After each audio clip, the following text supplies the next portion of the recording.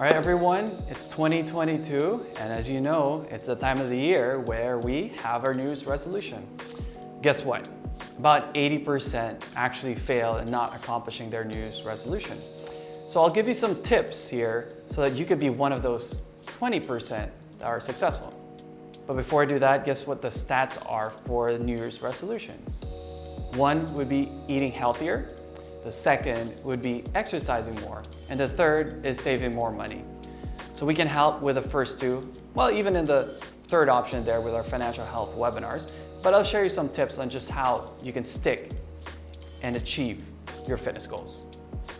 Tip number one, if you plan to fail, then you fail to plan. So in other words, if you don't have a map, a roadmap from getting from point A, where you currently are, to point B, where you want to be, your fitness goals, then you're more likely to fail, unfortunately. So make sure that you have an exercise program, make sure you have a nutrition plan, make sure you're even getting your rest periods in between your workouts, because that will be very important.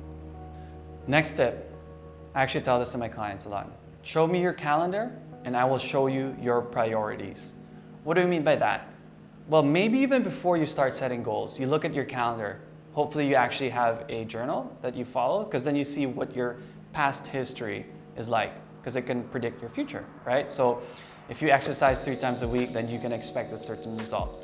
So I would even say before you change your routine, just track everything that you do on a regular basis. Look at your habits, right? Are you spending 3 hours a day on gaming, 4 hours a day scrolling through social media, 5 hours a day on the couch watching, streaming a lot of videos? That way, when you do try to put time in for exercise, for meal prepping, for proper rest and recovery, then you can take out the time from those things that actually don't help you achieve your goals.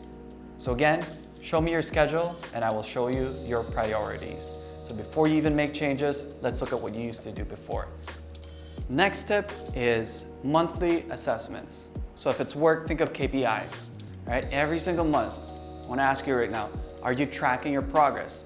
Are you doing fitness tests, right? Are you looking at your meal plans, what you're actually eating, where you're successful, where you failed, right? When you have monthly assessments, it actually shows you how far you've gone. For example, how long you can hold a plank this month versus last month, right? Or how far you can run in 5 minutes, right? Or how long it takes you to run a 5K, stuff like that. When you have KPIs, you can see how far you're going, and how it could actually motivate you and hold you accountable. So if you're not doing that right now, I highly suggest you do that, because again, it keeps you motivated and it holds you accountable to your goals.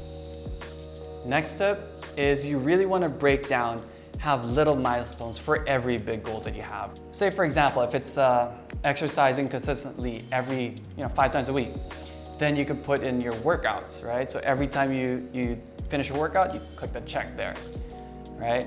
Then you really want to celebrate each milestone. So if it's nutrition, right? Trying to eat cleaner, that's very vague.